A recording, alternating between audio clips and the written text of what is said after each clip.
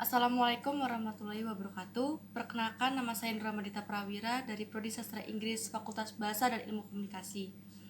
Di sini saya akan menjelaskan tentang analisa kesalahan berbahasa Indonesia di lingkungan sekitar. Seperti yang kita ketahui, bahasa Indonesia merupakan bahasa resmi dari bangsa Indonesia. Bahasa Indonesia digunakan sebagai alat komunikasi bangsa Indonesia dari Sabang sampai Merauke. Namun sangat disayangkan, tidak sedikit dari rakyat Indonesia yang lahir dan dibesarkan di Indonesia tapi tidak bisa menjaga bahasa Indonesia, menggunakan bahasa Indonesia seenaknya dan tidak sesuai dengan kaidah-kaidah kebahasa Indonesiaan.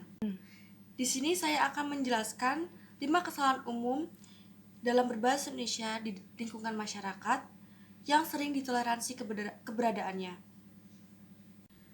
Yang pertama, penggunaan kata ganti kepunyaannya. Siapa namanya?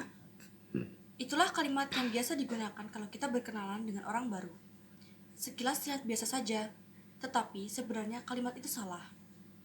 Dalam kalimat tersebut, kata namanya perlu diketahui bahwa katanya adalah kata ganti kepunyaan orang ketiga. Jika dalam bahasa Inggris sama dengan his untuk laki-laki atau her untuk perempuan. Jadi, tidak etis apabila kita bertanya dengan orang kedua namun memakai kata ganti orang ketiga.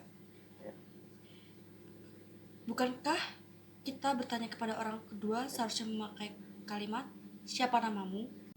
Yang kedua adalah kata oke. Kata oke sudah lazim digunakan dalam masyarakat, mulai dari kalangan biasa sampai para pejabat negara. Kata oke biasanya digunakan untuk menyetujui pernyataan orang lain. Tetapi, tahukah Anda kalau kata oke sebenarnya bukan dari bahasa Indonesia, melainkan kata serapan dari bahasa Inggris yang berarti baiklah.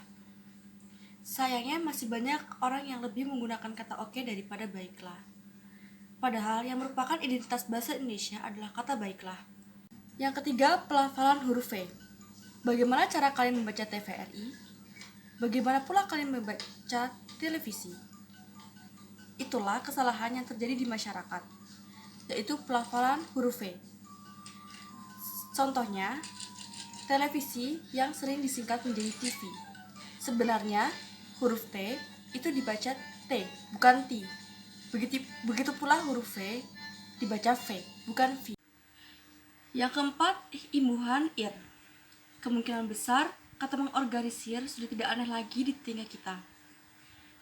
Mengorganisir biasa diartikan sebagai mengatur, menyusun, atau menata. Sebenarnya tidak sepenuhnya salah.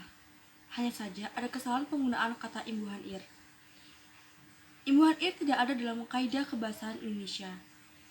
Yang ada adalah imbuhan isasi. Jadi, yang benar adalah kata mengorganisasi, bukan mengorganisir.